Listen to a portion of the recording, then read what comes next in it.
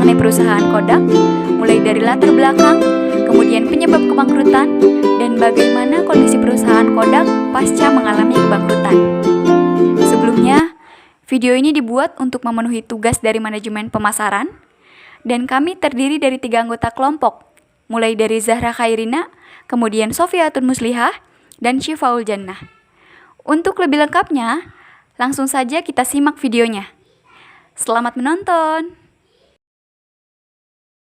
Eastman Kodak Company merupakan sebuah perusahaan multinasional yang berbasis di Rochester, New York. Didirikan oleh George Eastman dan Henry E. Strong pada tahun 1892. Perusahaan ini menghasilkan berbagai macam produk kamera, fotografi, pencetak, dan lain-lain. Selama abad ke-20, Kodak memegang peranan yang dominan dan menjadi pioner dalam perkembangan fotografi film. Bahkan pada tahun 1976 menguasai 90% market di Amerika Serikat. Saat itu, Kodak terkenal dengan tagline-nya Kodak Moment. Pernah drop out di SMA dan merupakan mantan pegawai bank, ternama George Eastman melakukan terobosan teknologi dalam pengembangan dry film atau film kering di akhir tahun 1870-an dan 1880-an. Sebelum penemuan Eastman, fotografi adalah hobi yang mahal, rumit, dan susah. Bentuk kamera yang sangat besar, di mana wet film atau film basah memerlukan pengolahan langsung. Pada bulan September 1888 berbasis di New York, Eastman mendaftarkan sekaligus menawarkan Kodak sebagai kamera pertama yang bermerek. Sebuah kamera dengan model berbentuk kotak genggam dan dijual dengan tagline "You press the button, we do the rest." Anda tekan tombolnya, kami lakukan sisanya. Pengembangan lebih lanjut selama sisa abad tersebut dan masuk era 1900-an memperlihatkan perubahan pada film Kodak. Bentuk kamera menjadi lebih kecil dan lebih mudah digunakan, dan merek Kodak tumbuh sejalan dengan media baru pada dunia snapshot fotografi. Saya Sofiatun Muslihah, menyambung dari Zahra. Di sini saya akan menjelaskan sedikit mengenai hal-hal atau kesalahan-kesalahan yang dilakukan oleh perusahaan Kodak sehingga pada akhirnya mereka mengalami kebangkrutan. Kesalahan pertama yang dilakukan oleh perusahaan Kodak yaitu perusahaan Kodak telah mengantisipasi segalanya sejak tahun 1975. Seperti yang kita ketahui bahwa perusahaan Kodak ini merupakan sebuah perusahaan besar dengan tim research and development yang sangat mumpuni.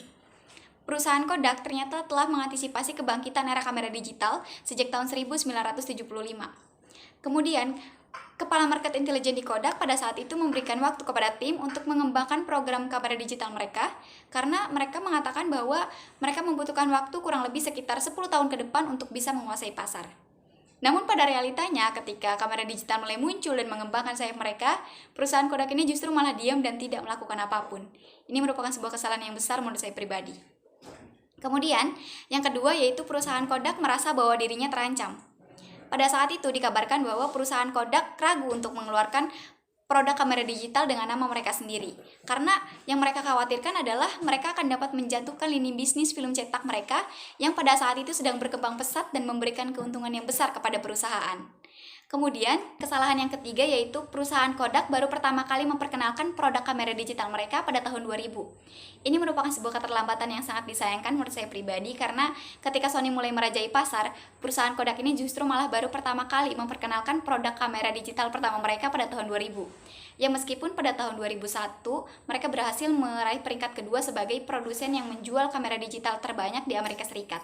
Namun di samping itu, perusahaan Kodak justru harus menelan kerugian sebesar $60 untuk setiap unit penjualan produk kamera digital mereka. Dan mereka juga terpaksa harus menekan harga agar produk kamera digital mereka bisa bersaing di pasaran. Kemudian, yang keempat yaitu para pesaing mulai merebut pasar. Perusahaan Kodak ini ternyata memiliki banyak sekali pesaing, terutama di wilayah Asia seperti Canon, Sony, dan Nikon. Yang mana ketiga perusahaan ini memiliki keuntungan, di mana mereka bisa memproduksi sebuah produk dengan biaya yang sangat murah. Sehingga mereka bisa mengeluarkan atau memasarkan produk mereka dengan biaya yang sangat terjangkau kepada konsumen. Ini merupakan sebuah ancaman yang sangat besar bagi perusahaan Kodak, karena jika mereka tidak mampu bersaing dalam hal harga, maka mereka akan cepat sekali kehilangan pasar. Kemudian yang kelima yaitu perusahaan Kodak sangat lambat sekali berinovasi.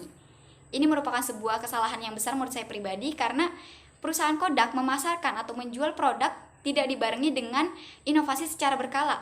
Padahal perubahan teknologi pada saat itu sangat berkembang pesat, sehingga banyak sekali konsumen yang tertarik kepada produk lain dan beralih ke produk lain yang dirasa lebih up to date. Kemudian hal yang keenam atau hal yang terakhir yaitu ketimpangan dalam manajemen perusahaan. Pemegang saham di perusahaan Kodak menginginkan para manajer untuk terus menciptakan profit.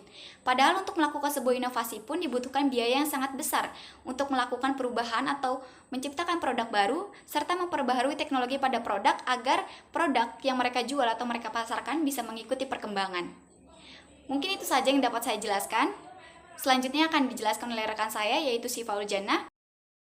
Menyambung dari yang dijelaskan Sofiatun.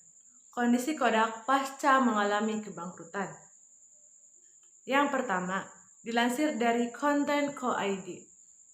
Pasca bangkrut, Kodak Kain harapan terakhir bagi bisnis Kodak, di mana Kodak mengajukan perlindungan kebangkrutan pada tahun 2012 setelah terjadi pergeseran ke gambar digital.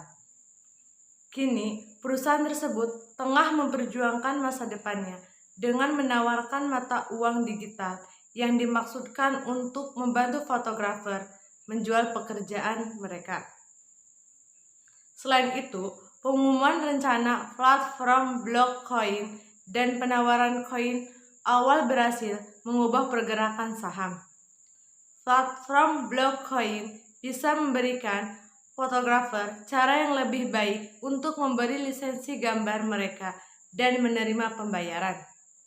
Tapi sulit untuk melihat bagaimana hal itu akan mengembalikan kinerja Kodak yang sudah merosot selama beberapa dekade.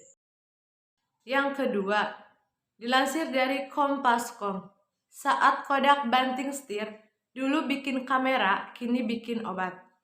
Di mana masyarakat mengenal Kodak sebagai salah satu merek ternama untuk produk-produk kamera dan produk lainnya di bidang fotografi.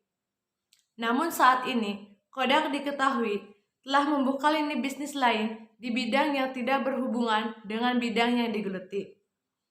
Sebelumnya, usaha baru itu adalah usaha farmasi. Melansir BBC 29 Juli 2020, pemerintah Amerika Serikat memberikan pinjaman kepada perusahaan Kodak. Setelah adanya pinjaman itu, saham Kodak melonjak lebih dari 60% pada hari Selasa setelah pengumuman.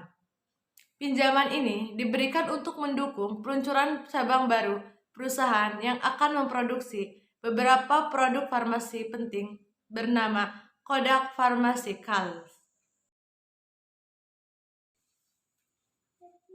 Jadi kesimpulannya yaitu Kodak adalah perusahaan yang menghasilkan berbagai macam produk kamera, fotografi, dan percetakan.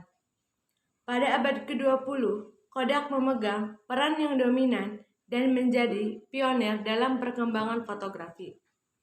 Namun pada Januari 2012, perusahaan ini resmi mengajukan permohonan mendapat perlindungan kepalitan. Sejak ditemukannya teknologi digital fotografi film mulai ditinggalkan dan berdampak terhadap merosotnya kinerja Kodak.